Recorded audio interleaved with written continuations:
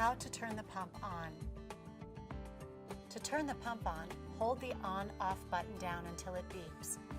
The serial number and the software version will be displayed on the screen. The pump defaults to the last rate used. The bottom of the screen always indicates which value is currently displayed: rate, dose, or volume. Programming the pump, rate, and dose. When programming rate and dose, it is important to remember the difference between the two. The rate is the feeding rate per hour in milliliters, and the dose is the amount of formula to be delivered during the feeding. To change the rate, press the plus or minus key.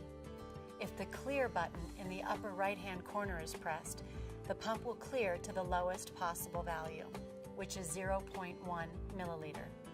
The feeding rate and dose are changed in increments of 0.1 milliliter up to 10 milliliters. Once 10 milliliters is reached, the numbers will increase in increments of 1 milliliter. The longer the plus key is pressed, the faster the rate will increase. Press the rate dose button to set the dose. If clear is pressed, it will default to the lowest possible value, which is 0.1 milliliter.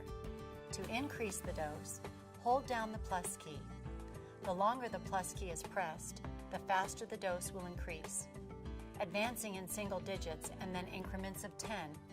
After 3,000 milliliters is reached, the last setting displayed is INF, infinite dose. When a dose is set, the pump runs until the dose is delivered. The pump alarms and dose done is displayed. With an infinite dose, the pump will not display dose done, but when the bag is empty, it will display no food or no flow in, then alarm and stop infusing.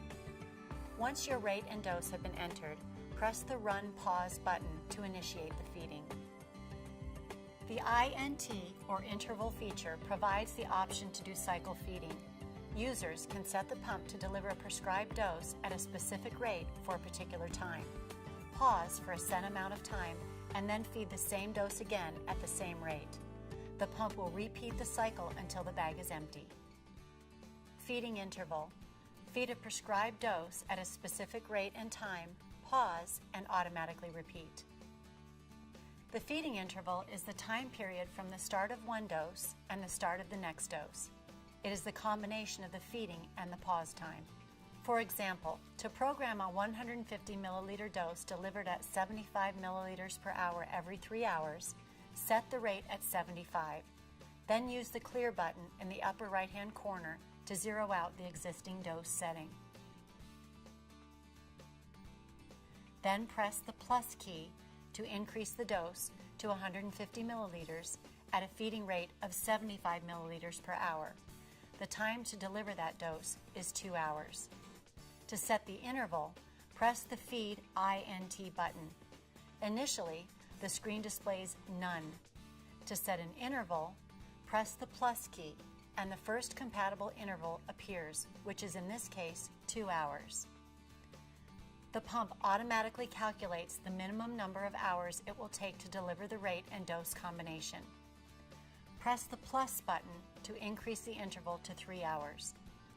This program will feed the 150 milliliter dose at 75 milliliters per hour for 2 hours and then pause for 1 hour. During the pause, the display will read Next Dose, then give the number of hours and minutes until the feeding will be repeated. The display will show the Run symbol flashing without the arcs rotating around it. The pump will repeat this cycle until the bag is empty or until it is stopped by the user. This may be a good option for ambulatory use for patients who want the pump to deliver doses throughout the day. The prescribing clinician should determine whether the programmed dose, infinite dose, or which interval feeding setting is most appropriate for the patient.